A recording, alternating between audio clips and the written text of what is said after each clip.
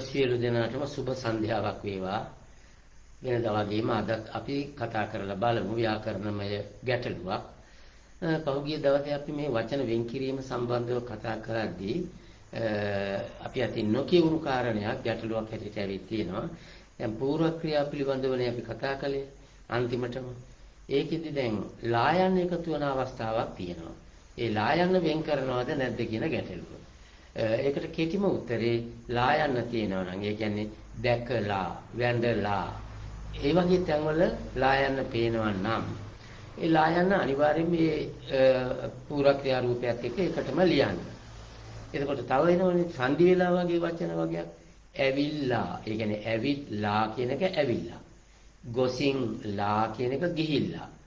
එතකොට ඒ වගේ තැන්වල ඉතින් සංදියක් වෙලා තියෙන නිසා ඒ ලායන්න අනිවාර්යයෙන්ම එකට එකතු කරලා ලියන්න වෙනවා.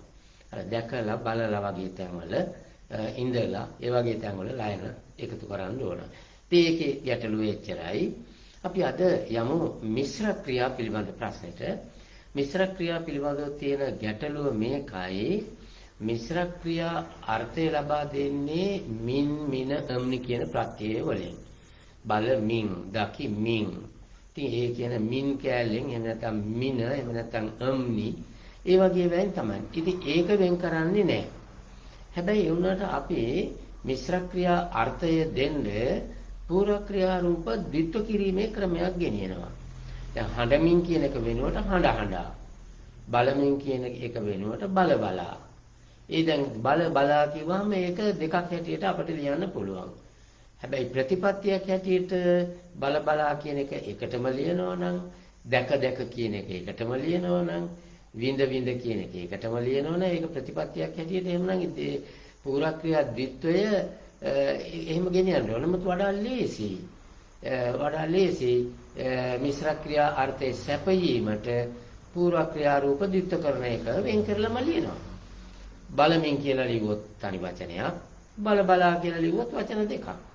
මේක කරන්න බැරිව යනවා මේ තනි අකුර හිටින අවස්ථාවල කකා, බිබි, ගගා, දන ගගා යනවා. අනේ වගේ තැන්වල ගගා, කකා, බිබි ඒවා. අනේ ඒ වගේ තනි අකුරේ තියෙන ඒ කියන්නේ එකම අකුර ද්විත්ව වෙන අවස්ථා තියෙනවා නම් ඒවා එකට ලියවට එච්චරම වරදක් නැහැ. එහෙම නැතුව ගියොත් එහෙම දැන් සිනහ පපා යනවා කියනකොට පායන්න වෙනම ලියලා ආයෙත් පායන්න වෙනම ලියුවොත් ඒක ටිකක් උච්චාරණයට අපහසුයි. ඒ නිසා සිනහ පපා කියන එක ඒකට ලියන්න පුළුවන්. ඒත් ඒ තනි අකුරක් කියන්නේ පූර්ව ක්‍රියා රූපය ඇතුළේ තනි අකුරක් යෙදෙන අවස්ථාවේ ටිකක් අඩුයි. ඒ කියන්නේ දදා කියන්න පුළුවන්. බිබී කියන්න පුළුවන්, නනා කියන්න පුළුවන්. ඒ වගේ ස්ථාන. අනිත් ඒවායිදී එහෙම වෙන්නේ නැහැ. ඒවා මිශ්‍ර ක්‍රියා අර්ථය ලබා දෙන ක්‍රමයක් මිසක් ඒවා මිශ්‍ර ක්‍රියා රූප නෙමෙයි. ඊළඟට ගැටලුවක් ඇති වෙනවා අපිට අසම්භාව්‍ය ක්‍රියාවලදී. අසම්භාව්‍ය ක්‍රියාවලදී නියමිත ප්‍රත්‍යේ නම් තයන්න. කරත, බලත, නටත මේ තයන්න තමයි. ඒක වෙන් කරන්න අවශ්‍ය නැහැ. දැන් අද කාලේ ඔය තයන්න තියේදී දී යන්න එකතු කරනවා. නටත දී නටද්දී කියනවා. බලත දී බලද්දී කියලා ලියනවා. ඒ නටද්දී බලද්දී කරද්දී ඒ වගේ තැන්වල අනිවාර්යයෙන්ම සංධිකාරයක් වෙලා තියෙනවා. ඒ නිසා ඉතින් ඒක වෙන් කරන්න බෑ.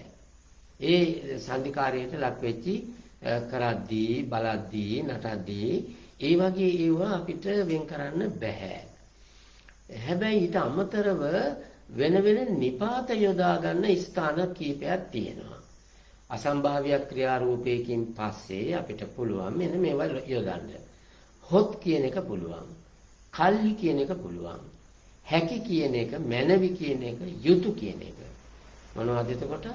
හොත් කියන එක, කල්හි, හැකි, මැනවි, යුතු. දැන් මේවා අපි කියමුකෝ කරත හොත්. කරත හොත් කියන එක අපි කරත් හොත් කියලා ලියන්න පුළුවන්. කරත් හොත්. දැන් හොත් එක එතනදි වෙන් කරන්න පුළුවන්. කරන කල්හි. එතකොට කල්හි වෙන් කරන්න පුළුවන්. බැලිය හැකි. බැලිය කියන එක අසම්භාව්‍ය ක්‍රියාරූපයක් හැකි වෙන් කරන්න වෙනවා. බැලුව මැනවි. මැනවි කියන එකට මුලින් අසම්භාව්‍ය ක්‍රියාරූපයක්. එතකොට මැනවි කියන වචනේ තියෙනවා යෙදිලා ඒක වෙන් කරන්න ඕන. කල යුතු. කල කියන එක අසම්භාව්‍ය ක්‍රියාවක්. යුතු කියන පදේ වෙන් කරලා ලියන්න ඕන. මේ හොත් කියන නිපාතයේ සංධියකට ලක් වෙනවා. හයන්න ලොක් කරලා මෙහෙම කිව්වොත් බැලුවොත් කරතොත් එතකොට සංධියක්නේ. බලතොත් කරතොත් නටතොත් එතකොට සංධියක් වෙලා. එතකොට සංධි පදයක් නම් කතා කරන්න දෙයක් නැහැ. ඒක අනිවාර්යයි එකට එකතු කරලා ලියන්න ඕනේ. ඉතින් අසම්භාව්‍ය ක්‍රියාරූප සම්බන්ධයෙන් එතකොට ඔය අසම්භාව්‍ය අර්ථය දෙන්න යොදන රූපයට තව එකතු කිරීම තියෙනවා නම් ඒවා වෙන් කරනවා.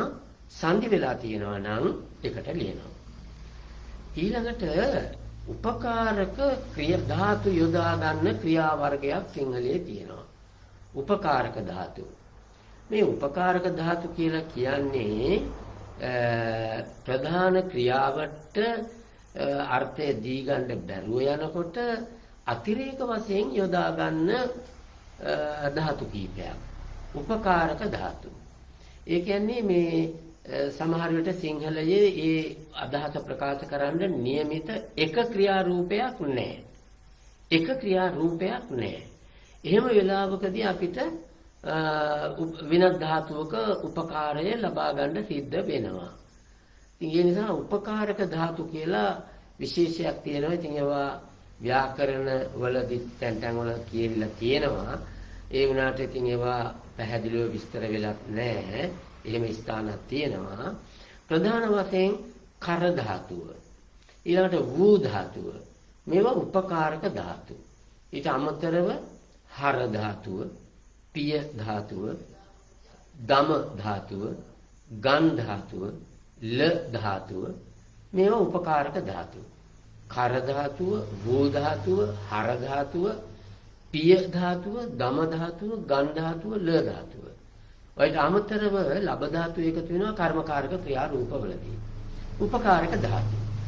එතකොට උපකාරක ධාතු කියන්නේ ප්‍රධාන වචනයට මුල තියෙන වචනයට નિયમિત ක්‍රියාර්ථය දෙන්න බැරි නිසා එකතු කරගන්නවා අතිරේක රූපයක්. දැන් අපි උදාහරණයක් හැටියට ගනිමු. අපිට අත් හරි කියන්න පුළුවන්.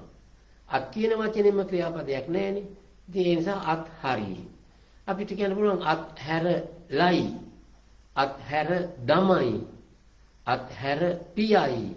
එතකොට හර ධාතුව, පිය ධාතුව, දම ධාතුව අත් හැර ගනී. ගන් ධාතුව. දැන් ඔව ඔක්කොම පාවිච්චි කරන්න අපිට පුළුවන්. අත් කියන වචනේට අත් හරි, අත් හැර දමයි, අත් හැර ගනී, අත් හැර ලයි. දැන් මේ උපකාරක ධාතු වලින් සෑදුණු පද වෙන් කරලා ලියන එක තමයි ලේසිම ක්‍රමය. ලේසිම ක්‍රමය. සමහර අය අපි කියමුකෝ අත් හරි කියලා ලියනවා කියලා. අත් හරි. දැන් මේක එකට ලිව්වා කියලා හිතමු. අපිට ඕන වෙනවා අත් හරින්නේ නැහැ කියලා ලියන්න. එතකොට මොකද්ද කරන්නේ? නොයන්න දාන්න ඕනනේ මැද්දට. අත් නොහරි. අත් නොහරි. දැන් එතකොට අත් නොහරි කියලා කිව්වොත් අනිවාර්යයෙන්ම අත් කියන එක වෙන් කරන්න වෙනවනේ. අපි කියමුකෝ නිදහස් කරයි. නිදහස් නොකරයි. නිදහස් වෙයි. නිදහස් නොවේයි. දැන් එතකොට නොයන්නත් දාන්න වෙනකොට අනිවාර්යයෙන්ම අපි අර බෑ වෙන් කරන්න බෑ කියපු තැනට වෙන් කරන්න වෙනවමනේ. දැන් ඒ වගේ ස්ථානවලදී අපි ගැටලුවකටපත් වෙන නිසා ඒ උපකාරක ධාතු තියෙන රූපය වෙන් කරපුවාම හරිම ලේසියි. ඕක ඉතින් කරදරයක් නෑ. අර එකතු කරන්න ගියාම තමයි කරදරේ. ඒ මොකද කර ධාතු එකතු කරලා යම් තැනක නිදහස් කරයි ඒ වගේ කිව්වම ඒක නොකරයි කියන තැනක් ආවොත් නොයන්න මැද්දට දාන්න වෙනවා. මේ අවස්ථාව මේ වැරදි විදිහට පාවිච්චි කරන තැනක් තියෙනවා. පිළිගනී කියන එකට පිළි නොගනී කියලා ලියන්න පුරුදුලා තියෙනවා. ඒවා ලියන්න හොඳ නෑ. මොකද මේ පිළි කියන එක උපසර්ගයක් නේ. උපසර්ගය ධාතුවෙන් වෙන් කරන්න බෑනේ. ඒ නිසා ඒක පොඩි වැරද්දක්. නොපිළිගනී එතන නම්. නමුත් මේ මං කියපු වර්ගයට එහෙම ගන්න බෑ. දැන් මුලට පූර්ව ක්‍රියා රූපය දෙන මේ යෙදිලා ඊට පස්සේ උපකාරක ධාතු යෙදෙන අවස්ථා තියෙනවා. දැන් අපි කියමු මුදයි කියනවා. ඒ කියන්නේ මුදා ගන්න එකට. ඒකට අපි කියනවා මුදා ගනී කියලා. මුදා ගන්නේ නැත්නම් අපි කොහොමද කියන්නේ? මුදා නොගනී. ඊළඟට අපි කියමු තබා ගනී. තබා ගනී. තබා ගන්නේ නැත්නම් අපි තබා නොගනී. එතකොට පූර්ව ක්‍රියාව වෙනම දාලා නොයන්න මැද්දට දාන්න පුළුවන්. ඉතින් ඒ නිසා බොහොම දැන් ඔය උපකාරක ධාතු එකතු වෙන තැන්වලදී බලන්න කල්පනා කරලා නොයන්න මැද්දට යොදන්න පුළුවන් තැනක්ද කියලා. නොයන්න මැද්දට යොදන්න පුළුවන් නම් අනිවාර්යයෙන්ම අපිට ඒක වෙන් කරන්න පුළුවන්. වෙන් කරලා ලියවට කිසිම ගැටලුවක් ඇති වෙන්නේ නැහැ. අපි සමහර අවස්ථාවල මේ කර ධාතුවයි වූ ධාතුවයි දෙක අනිවාර්යයෙන්ම යොදන්න ඕන අවස්ථා තියෙනවා. ඒ කියන්නේ ඒ ධාතු දෙකෙන් එකක් පාවිච්චි කරන්නේ නැතුව ක්‍රියා අර්ථයක් දෙන්නට බැරි වචන තියෙනවා. දැන් අපි ගනිමු මෙහෙම. සිදු කරයි කියලා ගන්නවා. සිදු කරයි සිදු වෙයි. එතකොට ඕකෙන් ඉතින් නොයෙක් ඒවා වූ ධාතුවෙන් හැදෙන, කර ධාතුවෙන් හැදෙන තව වෙන ක්‍රියා රූප තියෙනවා. අපි කියමු සිදු කරවීම, සිදු කිරීම, සිදු වීම. ඒ විදිහට කර ධාතුව, වූ ධාතුව පාවිච්චි කරලා මේ සිදු කියන එකට සම්බන්ධ කරනවා. දැන් ඒක මොකද කරන්නේ? එතනත් අපි බලමු නොනිපාතේ දාලා සිදු කරයි, සිදු නොකරයි. සිදු වෙයි, සිදු නොවේයි. එහෙනම් නොනිපාතේ දාන්න වෙනවනම් සිදු කියන තැනත් අපිට වෙන් කරන්න පුළුවන්. ඉටු කරයි කියන එක බලන්න. ඉටු කරයි, ඉටු නොකරයි. ඉටු වෙයි, ඉටු නොවේයි. එතන නොයන්න මැද්දට එනවනම් ඉටු කියන කැලල වෙන් කරලා ඊට පස්සේ කරයි වෙයි කියන ඒවා අයින් කරන්න පුළුවන්. ඈඩ් කරන්න පුළුවන්. අපි ගනිමු පත් කරයි, පත් වෙයි. ඉතින් පත් නොකරයි, පත් නොවේයි. ඊළඟට වෙන් කරයි, වෙන් වෙයි. අපි වෙන් නොවේයි, වෙන් නොකරයි. නොයන්න දාන්න පුළුවන්. ඒ නිසා නොයන්න දාන්න පුළුවන් තැන් තියෙනවා නම් ඒ තැන්වල උපකාරක ධාතුවෙන් හැදුණු රූපය වෙනම ලියන්න. ඒකට සම්බන්ධ වෙන්නේ පූර්ව ක්‍රියාවක් නම් ඒක වෙනම ලියන්න. එහෙම නැති වෙනත් ඔය අර්ථ ක්‍රියා ශබ්ද විශේෂයක් ඔය මං කිව්වේ සිදු ඉටු වගේ ඒවා ඉඳිනවා නම් ඒවත් වෙන් කරන්න. සමහර විට මේ නාමපදත් මුලට ගන්න පුළුවන්. දැන් අපි කියමු අවුල් කරයි. අවුල කියලා වචනයක් තියෙනවනේ අවුල. දැන් අවුල් කරයි අවුල් වෙයි. දැන් කෙලින්ම අවුලයි කියලා කියන්න බෑනේ. එතකොට වෙන අර්ථයක් නෙන්නේ. අවුල් කරයි අවුල් වෙයි. අවුල් නොකරයි අවුල් නොවේයි. එසා ඒ නාමපදයේ තියෙන වෙලාවෙදිත් අපිට නොයන දාන්න සිද්ධ වෙනවා. අපි කියමුකෝ මේ හැබැයි මේ වගේ තැන්වල මෙහෙම එකක් තියෙනවා. දැන් මම කිව්වේ නොනිපාතේ දාන්න පුළුවන් කියලානේ. මේ වගේ නාමපද යෙදෙනකොට චුට්ටක් බලන්න අප්‍රත්‍යය ලියන්න පුළුවන්ද කියලා. ඒ නාමපදයට අවුල් කරයි කියන එකට අවුලක් කරයි. අවුලක් කරයි. අවුලක් වෙයි. නිදහසක් අපි නිදහස්. නිදහස් කරයි නිදහස් වෙයි. නිදහසක් කරයි නිදහසක් වෙයි. නිදහසක් වෙනවා. අප්‍රත්‍ය එකතු කරන්න පුළුවන්. ඒ හැමතැනටම නෙමෙයි නාමපද මුලට ඉදලා තියෙනකොට.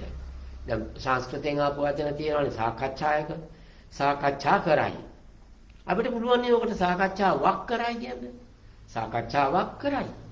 එහෙනම් ඉතින් අපිට සාකච්ඡා කියන පදේ වෙනම ලියලා කරයි කියන එක වෙන් කරලා ලියන්න පුළුවන්. සාකච්ඡාවක් වෙයි. එතන අනියමාර්ථ අප්‍රත්‍ය ලියන්න පුළුවන්. දැන් එතකොට ඔය වචන වෙන් කිරීමේදී අර මම එක තැනක කිව්වා නොනිපාතේ යොදන්න පුළුවන්ද කියලා බලන්න කිව්වා. දැන් මෙතනදී කිව්වා මුලට නාමපදයක් යෙදিলা තියෙනවා නම් එතන අප්‍රත්‍ය යොදන්න පුළුවන්ද කියලා බලන්න කිව්වා. ඉතින් මේ ක්‍රම දෙක හොඳට මතක තියාගත්තොත් ඔය උපකාරක ධාතු යෙදෙන පද ගොඩාක් අපිට කරදරයක් නැතුව වෙන් කරන්න පුළුවන්. වෙන් කරලා ලියන්න පුළුවන්. මේ සංදි වෙනවා නම් විතරක් ඉතින් අපි ඒවා බලනවා සංදි පදයක්ද කියලා. මම මේ වර්ගයට වැටෙන වචන විශාල ප්‍රමාණයක් තියෙනවා. නිකමට අපි කීපයක් බලමු. දැන් බලන්න සුරතල්, පිරිසිදු, අමතක, ගමන්, වෙන්, ලං, මෙනෙහි, එකඟ, පහ, කිලිටි, ඉදිරිපත්, යොමු, රැස්, උදා, ඇති, නැති, නිම, අසු, බෝ, අහිමි, ඉතිරි, දුරු, කොච්චර තියෙනවද වචන. දැන් ඔයාලට කර වූ ධාතු දෙකම එකතු කරන්න පුළුවන්. ඉදිරිපත් කරයි ඉදිරිපත් වෙයි. යොමු කරයි යොමු වෙයි. රැස් කරයි රැස් වෙයි. දැන් ඔන්න ඔතන ගැටලුවක් කියනවා රැස් වෙයි කියන තැන. රැස් වීම කියන ලියනකොට එකට ලියනවා. හොඳයි රැස් නොවීම කිව්වොත් නොයන දාන්න වෙනවනේ. එතකොට අපිට වෙන් කරන්න වෙනවමනේ. ඔය ප්‍රශ්නේ එනවා පත් කියන එකට. පත් වීම කියන එකට අර අපොයින්ට්මන්ට් කියන තීරණය උඩ පත් වීම කියලා එකට ලියනවා. නමුත් පත් නොවීම වුණොත් එහෙම නොයන වෙන් කරන්න වෙනවනේ. ගැටලුවක් නේද? ඒ නිසා මම නම් උගාද්දුරට අනුගමනය කරන්නේ නොනිපාතේ මැදට දාන්න වෙනවනම් අනිවාර්යයෙන්ම වෙන් කිරීමක් කරන්න වෙනවා. ඉතින් අර රාජකාරිවලදී අපොයින්ට්මන්ට් වගේ වචනයකට පත් වීම ඊළාට රැස්වීමට ඒ වගේ ඉතින් වචන දිහා බලලා ගැළපෙන විදිහට හැබැයි ඒකෙදී එක ප්‍රතිපත්තියක් ගෙනියන්න ඕනේ. රැස්වීම කියන එකට එකම වචනේ හැටියට දිගටම ලියනවා නම් ඒක රැස්වීමක් නම් අනිවාර්යයෙන්ම ඒක ලියන හැමතැනම එකට එකතු කරලා ලියනවා. අපොයින්ට්මන්ට් එකක් ගැන කතා කරනකොට පත් වීම කියන එක තනි වචනයක් හැටියට ලියනවා නම් ඒක එක දිගටම එහෙමම ලියාගෙන යනවා. ඒක දෙකට කඩන්න හොඳ නැහැ. හැබැයි වෙනත් තැනකදී යම්කිසි දුකකටපත් වීම ඒ වගේ තැනක එනකොට අර ප්‍රශ්නේ ආයෙ මතුවෙනවා. ඉතින් ඒවයි මග අරින්න තමන් වග බලා ගන්නට ඕනේ. දැන් මේ වගේ වචන අර මේ කෙලවර කරයි කෙලවර වෙයි, වෙනස් කරයි වෙනස් වෙයි, එකතු කරයි එකතු වෙයි. දැන් ඒ වගේ තැන්වල අක්ප්‍රත්‍ය එකතු කරන්න පුළුවන්. කෙලවරක් කරයි කෙලවරක් වෙයි. එකතුවක් කරයි එකතුවක් වෙයි. උනන්දුවක් කරයි උනන්දුවක් වෙයි. ඔය විදිහට ඒවා ලියන්න පුළුවන්. මේ වර්ගයේ වචන මිශ්‍ර සිංහල ව්‍යවහාරය හරියට තියෙනවා. ඒ කියන්නේ සංස්කෘත වචන. වික්ෂිප්ත කරයි වික්ෂිප්ත වෙයි. ප්‍රමාද කරයි ප්‍රමාද වෙයි. සනාථ කරයි සනාථ වෙයි. සාකච්ඡා කරයි සාකච්ඡා වෙයි. ඔකදී ගැටලුවක් ඇති වෙන මේ පාත්‍ර සහ භාජන කියන වචන දෙක. පාත්‍ර කරයි පාත්‍ර වෙයි. භාජන කරයි භාජන වෙයි. මෙතෙන්ට නොනිපාතේ දාන්න පුළුවන් අක් කියන ප්‍රත්‍යය එකව කරන්න බෑ. පාත්‍ර නොකරයි භාජන නොකරයි. පාත්‍ර නොවේයි භාජන නොවේයි. දැන් මේකෙදී සමහරව අහනවා පාත්‍රයද භාජනයද නැහැ. භාජන ශබ්ද ප්‍රකෘතිය එතන ලියන්නේ ඒක විශේෂ එකක්. අපි මේ පිළිබඳව මීට කලින් දවසක සාකච්ඡා කරලා තියෙනවා. එතන අක්ප්‍රත්‍ය එකතු කරන්න යන්න එපා. නොයන්න එතෙන්ට එකතු කරන්න පුළුවන්. ඉතින් මේ විදිහට අපි ළඟ ගොඩාක් සංස්කෘතයෙන් ආපු වචන තියෙනවා. ඒ සංස්කෘත දැන් සම්පූර්ණ කරනවා කියන එක සම්පූර්ණ වෙනවා, අනුමත කරනවා, ප්‍රමිත කරනවා, ඉතින් සහභාගී වෙනවා, සහභාගී කරනවා. ඉතින් ওই විදිහට වචන විශාල ප්‍රමාණයක් තියෙනවා සිංහලයේ. ඔය සංස්කෘත භාෂාවෙන් සිංහල භාෂාවට එකතු වෙලා කර වූ ධාතු එකතු වෙන අවස්ථා. දැන් ඔය නිෂ්ඵල කරනවා, නිෂ්ඵල වෙනවා, නිෂ්ප්‍රභ කරනවා, නිෂ්ප්‍රභ වෙනවා. දැන් ඔය වගේ වචන විශාල ප්‍රමාණයක් තියෙනවා. ඉතින් ඒක නිසා ද විභාග ප්‍රශ්න පත්‍රවල සිලබස් වල එහෙම නිර්දිෂ්ට කරනවා, නිර්දිෂ්ට වෙනවා. ඉතින් මේ විදිහේ වචන අපිට හම්බ වෙනවා. ඒ වගේ තැන්වලදී බලන්න ඕනේ ඒ මිශ්‍ර සිංහල ව්‍යවහාරයේ තියෙන මුලින් තියෙන රූපයට අක් කියන ප්‍රත්‍යය එකතු කරන්න පුළුවන්ද? එහෙම නැත්නම් උපකාරක ධාතුවට නො නිපාතය එකතු කරන්න පුළුවන්ද කියලා බලලා ඒවා වෙන් කරන්න පුළුවන්. සංධිකාරයකට ලක් වෙලා නැත්නම්. දැන් ඔය නාමපද මුලට යෙදෙන අවස්ථාවක් ගැන මම කියවනේ. අනේ එතනදී පොඩි ගැටලුවක් තියෙනවා. දැන් අපි කියමු කුමන්ත්‍රණය, අනාවරණය, සේවනය, මේ වගේ වචනවලදී සමහරු කියනවා අනාවරණ කරයි. අනාවරණය කරයි අනාවරණ කරයි. අපි බලමු අක්ප්‍රත්‍ය දාන්න පුළුවන්ද කියලා. අනාවරණයක් කරයි. අක්ප්‍රත්‍ය ලියන්න දාන්න පුළුවන් එකක් නේ. එහෙනම් කරන්නේ අනාවරණය. අනාවරණ කිව්වොත් මොකද්ද? එතකොට අනාවරණ ගොඩක්. එකක් දෙකක් තුනක් හතරක් නෙමෙයි. ගොඩක් සමූහයක්. ඒ වගේ දැන් බලමු කුමන්ත්‍රණ කියන එක. කුමන්ත්‍රණ කරනවා. කුමන්ත්‍රණය කරනවා කිව්වොත් එකයි. කුමන්ත්‍රණයක් කරයි කිව්වත් ඒත් එකයි. කුමන්ත්‍රණ කරනවා කිව්වොත් ගොඩක්. කුමන්ත්‍රණ එකක් දෙකක් තුනක් නෙමෙයි. ඒ නිසා වඩාත් වැඩිපුර එකක් කරනවා නම් ඒ අග්ගිස්සට ලියන යයන්න.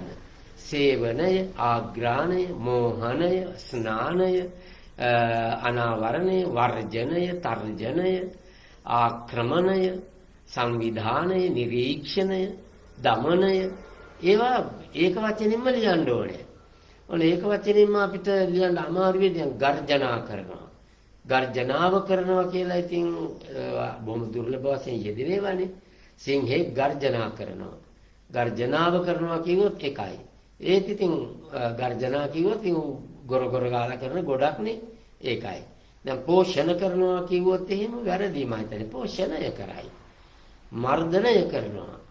ඒ බහුවචන රූපේ ලියුවොත් අපි කියනවා තීරණය කරනවා. සමිතියක යම් දෙයක් තීරණය කරනවා. අපි කියනවා සමිතිය තීරණ කළා කියලා. වැරදි. තීරණ හිතන ගොඩක්. තීරණ ගොඩක් වෙන්න බෑනේ. තීරණ නම් එකයි. ඒ නිසා තීරණය කරයි.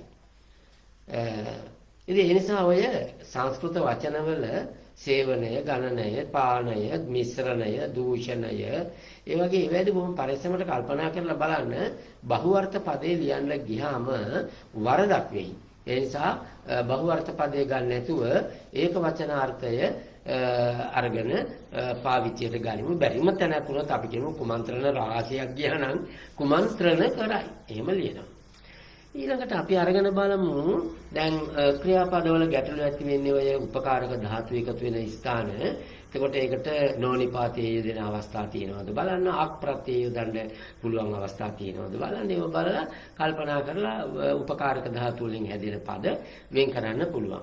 හැබැයි කවුරු හරි කෙනෙක් උපකාරක ධාතු එකට ලියන්න ඕන කියලා තීරණය කළොත් අපි කියමු අත්හැර ගනී. එතකොට අත් කියන එක තියෙනවා, හර ධාතුවෙන් හැදුණු හැර තියෙනවා, ගණී කියන එක තියෙනවා. කැලි තුනම තියෙනවා. ඒ තුනම එකටම ලියනවා නම් අනිත් හැම තැන්වලමත් උපකාරක ධාතු එකතු වෙච්ච ඒවා එකට ලියලා තියෙන්න ඕන. ඉතින් වඩා ලේසි ඒවා මේ එකට එකතු කරගෙන ඉන්නවට වඩා ඒවා වෙන් කරලා ලියන එක. උපසර්ග පිළිබඳ ප්‍රශ්නයක් අපි අරගෙන බලමු ඊළඟට. අපි කිව්ව උපසර්ගයක් නම් ඉතින් ආයෙ කතා කරන්න දෙයක් නැහැ. ක්‍රියාපදේකාරී නාමපදේකාරී මුලට තියෙනවා නම් අනිවාර්යයෙන්ම ඒක එකටම ලියන්න ඕනේ කියලා. ඉතින් ඒක එච්චරම ගැටලුවක් නැහැ. ඒ වුණාට මේ පොඩි ප්‍රශ්න කීපයක් තියෙන මේ මෑත කාලේ ඇවිල්ලා තියෙනවානේ. දැන් අධි ආරක්ෂිත කලාපේ ප්‍රති අපනයනය ඊළඟට දැන් අධි අවදානම් ඉතින් වචන දෙක මැච් වෙන්නේ නැහැ, ගැලපෙන්නේ නැහැ. අධි කියන එක සංස්කෘත උපසර්ගයක්, අවදානම කියන එක සිංහල වචනයක්. ඉතින් ඒ නිසා අවදාන කියන එක අවදානම් කියලානේ කියන්නේ, අවදානම කියලානේ කියන්නේ. ඒතර මහා ප්‍රාණදාන නෙමෙයි අල්ප දානනේ. ඉතින් කරන්න දෙයක් නැහැ. ඉතින් ඒවා භාවිතයේ තියෙන ඒවා අධි අවදානම් කලාප. ඉතින් ওই විදිහේ ඒවා තියෙනවා. ඉතින් ඒ තැන්වල උපසර්ගය වෙන් කරන්න පොඩි ඉරි කැලලක් ගහමු කියලා තමයි අපි තීරණය කරන්නේ. මේ වඩා හොඳ. අර අන්තර් කියන එකත් ඔය උපසර්ගයක් හැටියට සංස්කෘත භාෂාවේ ගන්නවා. ඒක නිසා අන්තර් කියන එකත් එකටම ලියන්න වෙනවා අන්තර්ගත වගේ තැන්වල. නමුත් අන්තර්ජාතික වගේ තැන්වල අන්තර්ජාතික, අන්තර්කලාපීය ඒ වගේ තැන්වල අන්තර් කියන එක වෙන් කරලා ලියවට වරදක් නැහැ. මොකද ඒක සංස්කෘත භාෂාවේ උපසර්ගයක් හැටියට සලකනවා. සමහර තැන්වල ඒක ඉතින් සම්ධිකාරයට ලක් වෙන නිසා සංස්කෘත භාෂාවේ ඔක එච්චරම ප්‍රශ්නයක් ඉන්නේ. සිංහලට එනවා. සිංහලේ අර ගත කියන එක තියෙනවා නම් අන්තර්ගත එකට එකතු වෙනවා. නමුත් අන්තර්ජාතික, අන්තර්කලාපීය. එතකොට අන්තර් කියන එක වෙනම ලියන්න පුළුවන්. උපසර්ගවල ඉතින් එච්චරම ගැටලුවක් වෙන්නේ නැහැ. නිපාතවල තියෙනවා සෑහෙන්න ගැටලු. අපි කීපයක් අරගෙන බලමු. දැන් ඔය විභක්ති සම්බන්ධව යොදන නිපාත තියෙනවානේ. විසින් කෙරෙන් කෙරෙහි ඒවා ප්‍රධාන වශයෙන් ඊට අමතරව දැන් කර්ම විභක්තිය සමග වෙත කියන එක කරා මෙන් සේ වැනි ඒව් මිස ලවා ඔය වගේ නිපාත තියෙනවනේ සම්ප්‍රදාන විභක්තියට පිනිස නිසි සඳහා උදෙසා ඒ වගේ ඒවා කර්තෘ විභක්තිය සමග යෙදෙනවා සහ හා සමග ඉස්සර කාලේ ඉහි අවදි විභක්තියට ආතුරෙන් ඊළඟට තෙක් දක්වා වඩා ඔය නිපාත ඒවා වෙන් කරලා ලියන්න කරදරයක් නැහැ. තනි තනි නිපාත. ඒවා වෙන් කරලා ලියනවා. ඒවා එකට එකතු කරන්නේ නැහැ සංධිකාරයකට ලක් වෙලා නැත්නම්. හැබැයි සමහර නිපාත තියෙනවා සංධි වෙලා. දැන් නමුත් කියන එක නමුදු කියලා තියෙනවා. වැලිත් කියන එක වැලිදු කියලා තියෙනවා. යලිත් කියන එක යලිදු කියලා තියෙනවා. කිසිත් කියන එක කිසිදු කියලා තියෙනවා. සමහර කිසින්දු කියලා ලියනවා. ඉන්දු යන කොහෙන් ආවද දන්නේ නැහැ. ඒක නම් ගැලපෙන්නේ නැහැ. කිසිදු. මේ දැන් එහෙම තැන්වල අල්තයන් වෙනුවට දුයන්න ආපුවා තියෙනවා නේවා එකට ලියන්න. ඒක වෙන් කරන්න යන්න ඕනේ නැහැ. හැබැයි නොහොත් කියන නිපාතේ ගත්තොත් එහෙම නොහොත් කියන එක ගත්තොත් නිපාත දෙකක් එකට එකතු වෙලානේ. නොහොත් ඒක එකටම ලියන එක තමයි හොඳ. මොකද ඒක සංයුක්ත නිපාතයක්. ඒක කියන්නේ දෙකක් එකට එකතු වෙච්ච අවස්ථාවක්. දැන් අර වූකලි කියන එක තියෙන්නේ. වූකලි කියන එකත් ඉතින් සමහරු මම දැකලා තියෙනවා දෙකට බෙදෙනවා. නමුත් ඒක තනි නිපාතයක් හැටියට ලියන එක තමයි හොඳ. දැන් ඔය පැරණි සාහිත්‍යයේ තියෙන තවද එක්තරා සමයෙහි තවද ඒක තනි එකක් හැටියට ලියන එක වඩාම සුදුසුයි. මේ සංධිකාරයට ලක් වෙච්ච නිපාත තියෙනවනේ. දැන් යමක් වාක්‍යයක් ලියලා යයන්ෙන් ඉවර කරලා යී කියලා දානවා. යී මේ දෙක සංධි වෙලා යයි කියලා හදෙනවා. යයි කියවොත් අපිට ඒ යයි කියන කෑල්ලම එකක් හැටියට ලියන්න පුළුවන්. ද යී කියන එක දැයි කියලා අපි හදනවා. ඒ දැයි කියන එක එකම පදයක් හැටියට ලියන්න පුළුවන්. නොමැති කියන එක නොම ඇති. නෝ නිපාතයත් ම නිපාතයත් ඇති කියන එක. කෑලි තුනක එකතුවෙන් නොමැති කියලා හැදිලා තියෙනවා. එතන සංධියක් නිසා ඒක නොමැති කියන එක එකටම ලියන්න පුළුවන්. එකට ලියන්න පුළුවන්. දැන් ඔය නිපාත පදවලදී වෙන් කරනවද නැද්ද කියන ගැටලු මතුවෙන ස්ථාන. තව තියෙනවා මේ දැනට මත් කියලා ලියනෝනේ. දැනට ම කියන එක දැනට ම ද කියන එක දැනට මත් කියලා. ඒ නිසා දැනට කියන එකට විභක්ති සහිත රූපයක් තියෙන හින්දා ඒක වෙනම ලියලා මත් කියන එක වෙනම ලිව්වට වරදක් නැහැ. අවධාරණාර්ථයට. දැන් අපි කියමුකෝ නිතරම කියලා ලියන්න උනා කියලා අවධාරණාර්ථයටම යන්න. ඉතින් එතකොට නිතර වෙනම ලිව්වා, මම යන්න වෙනම ලිව්වා. ඒ විදිහට අපිට ලියන්න පුළුවන්. ඔය පැරණි සිංහලයේ තියෙනවා මෑ නු කියලා. කීයේ මෑ නු. කීයේම නොවේද කියලා. කීයේ එකක් මෑ එකක් නු එකක්. එතන නු කියන්නේ නොවේද කියන අර්ථයට. සමහර විට කීයේ මෑ නො කියලාත් කියනවා. ඒවා වෙන් කරන්න පුළුවන්. කීයේ මෑ නො. එහෙම ගන්න පුළුවන්.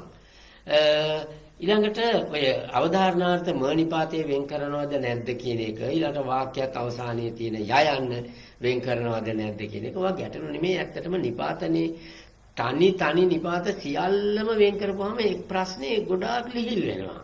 සංධිකාරයකට ලක් වෙලා නැත්නම් නිපාත සියල්ලම වෙන් කරන්න. ඒකයි හොඳ. දැන් වාක්‍ය අවසාන මේ ය නිපාතයේ තියෙනවා ගියේ ය වගේ තැන්වල මිනිසා ය වගේ තැන්වල යයන්න තියෙනවා. දැන් සමහර තැන්වල තියෙනවා මුද්‍රිතයි කියලා. මුද්‍රිත ය කියලා කියන්න ඕන එක මුද්‍රිතයි කියලා. ඒ යන්න දීලා තියෙන්නේ තිස්සර කාලේ මේ යයන්න වෙනුවට. යයන්න වෙනුවට. ඒ නිසා ඒ යන්නත් වාක්‍ය අවසාන ය නිපාතේ නිසා වෙන් කරන්න ඕන. වෙන් කරපුවාම ලේසි අදහස තේරුම් ගන්න පුළුවන්. අල්තයන් වෙනුවට ජී යන්න යෙදෙන ඒවා තියෙනවා. ඒක මේ වාක්‍යයක් අවසන් කරන්න දාන එකක් නෙමෙයි. දැන් අපි කියමු මල්ලි මමයි අකුරට යන වෙලාවේ මල්ලි මමයි. ඒ කියන්නේ මල්ලිත් මමත්. ඒ කියන්න අල්තයන් වෙනුවට මේ එකට එකතු කිරීමේ අර්ථයට. එකට එකතු කිරීමේ අර්ථයට. නමුත් වාක්‍ය අවසාන නිපාතේ කියන්නේ ගියේ ය වගේ තැන්වල අන්තිමට ලියන යයන්න. ඉතින් ඒක නිසා මේ දෙක වර්ධවා ගන්න එපා. ගියේයි කියලා තියෙනවා නම් ඒ යන්නත් වාක්‍ය අවසාන නිපාතයක්. ඊළඟට මේ ඔය තව අපි සංස්කෘත වචනත් පාවිච්චි කරනවානේ. සංස්කෘත වචනත් ඒකම අර සාක්ෂාත් කියන වචනය පාවිච්චි කරනෝනේ. ඒකේ හරි වචනේ නම් ක්ෂාත් ක්ෂාත්. අල්කයන්යි මූර්ධද ශායන්යි අල්කයන්යි. ක්ෂාත් ක්ෂාත්. ඒක ඉතින් අපි සිංහලයේ අයට කියා ගන්න අමාරු නිසා සාක්ෂාත් කියලා ලිව්වා. ඉතින් සාක්ෂාත් කියලා ලියනකොට තනි වචනේ ලිව්වට සංස්කෘත වචනේ ලියනවා නම් ක්ෂාත් ක්ෂාත් කියලා ලියන්න. ඒ වගේම සදාකල් කියලා ලියනවනේ. සදා කියන්නේ හැමදාම කියන එකනේ. ඒකට ඉතින් අපි කල් කියන වචනේ දාලා ලියනවා. ඒක දෙකක් හැටියට ලියන්න. සදාකල්. චිරාත් කාලයක් කියන එකත් ලියනවනේ. චිර කියන්නේ බොහෝ කාලයක්. ඒකේ තියෙනවා බොහෝ කාලයක් කියන අර්ථය. ඒ වලට ඉතින් අපි කාල කියන එකත් එකතු කරනවා. ඒක වචන දෙකක් හැටියට ලියන්න. චිරාත් කාලයක්. ඒ විදිහට. මේ නෝනිපාතය ගැනත් මතුවලා තිබුණා. නෝනිපාතය පිළිබඳව අනුගමනය කරන ක්‍රම දෙකක් තියෙනවා. තමන් එකක් තීරණය කරගන්න. තමන් එකක් තීරණය කරන්න. කොහොමද? දැන් සමහර උගත්තු කියලා තියෙනවා ක්‍රියාපදයක් සමග නෝනිපාතය ලියනකොට එකතු කරන්න. නෑ වැරදිම. නාමපදයක් සමග ලියනකොට නෝනිපාතය එකතු කරන්න. ක්‍රියාපදයක් සමග ලියනකොට වෙන් කරන්න. කොහොමද? නාමපදයක් සමග ලියනකොට එකතු කරන්න. ක්‍රියාපදයක් සමග ලියනකොට වෙන් කරන්න. වැඩ දෙකයි දැන්. දැන් අපි කියමු නොමිනිස්. නොමිනිස්. එතකොට මිනිස් කියන එක නාමපදයක්. එහෙනම් නොයන්න එකතු කරන්න ඕනේ. අපි කියමු නොයයි. යයි ක්‍රියාපදයක්. එහෙනම් නොයන්න වෙන් කරන්න ඕනේ. මේක කරදරයක්. මේට වඩා හොඳයි නෝනිපාතයේ සියලු ස්ථානවල වෙන් කරන්න. ප්‍රතිපත්තියක් හැටියට නෝනිපාතයේ සංදි වෙලා නැත්තම් අර නොමැති වගේ තැනක නැත්තම් වෙන් කරන්න. හරිම ලේසි. මේ ඔළුවට මහා වදයක් හැටියට මේ පද බෙදීම වෙන් කර ගත්තොත් අපිට ලියන්න හම්බ වෙන්නේ නැහැ. ලියන්න අමාරුයි. ඉතින් ඒක නිසා ඒ වුණත් ඉතින් ශාස්ත්‍රීය ලිපියක වචන ටිකක් හොඳට බෙදලා වෙන් කරලා පැහැදිලිව එක පිළිවෙලකට තිබුණොත් හොඳයිනේ. එක පිළිවෙලකට තිබුණොත් හොඳයි. ඒක නිසා අපේ ලිවීම කිව්වේ දැන් ඉස්සර කාලේ නම් ඔහොම නෑ. වචන 3-4 එකට එකතු වෙන ඒවා ඉතින් එකට ලියලා තිබුණා මුද්‍රණය කරලා තියෙනවා. ඒවට ඉතින් අපි දෝෂයක් කියන්න ඕනේ නෑ. අපි මේ විදිහේ සරල ක්‍රම කීපයක් ඉතින් පිළියෙල කරගමු. අපි අර මුලින්ම කිව්වේ සියලු විභක්ති සහිත රූප, සියලු ක්‍රියා ප්‍රත්‍ය සහිත රූප, උපසර්ග එකතු වුණු රූප, ඊළඟ සියලු තනි නිපාත මේවා සියල්ල එකටම ලියන්න පුළුවන්. ඒවනේ එකට ලියන්න පුළුවන්. විභක්ති සහිත රූපයක් එකට ලියන්න පුළුවන්. සංදි පදයක් එකට ලියන්න පුළුවන්. උපසර්ගයක් එකතු වුණු අවස්ථාවක් එකට ලියන්න පුළුවන්. හැබැයි ඉතින් අපිට සමහර අවස්ථාවලදී ඒවා සංදිකාරයට ලක් වෙනවා. ඒවා එකටම එකතු කරන්න පුළුවන්. සංදි නොවි තියෙනවා නම් වෙන් කරන්න පුළුවන්.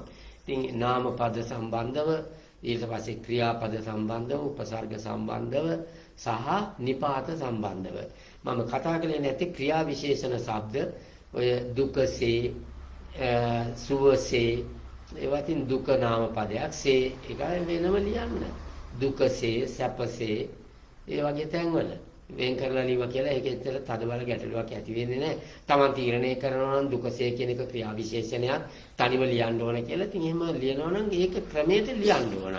එක තැනක දුකසේ කියලා වචන දෙකක් හැටියට ලියලා අනිත් තැන දුකසේ කියලා තනිව ලියනවා. එතකොට ඒක ගැන තීරණයක් Taman ළඟ නැහැ කියලා හිතෙනවා. ඉතින් ඒ අඩුපාඩුව වෙන්න ඉඩ දෙන්න හොඳ නැහැ. ඒකයි.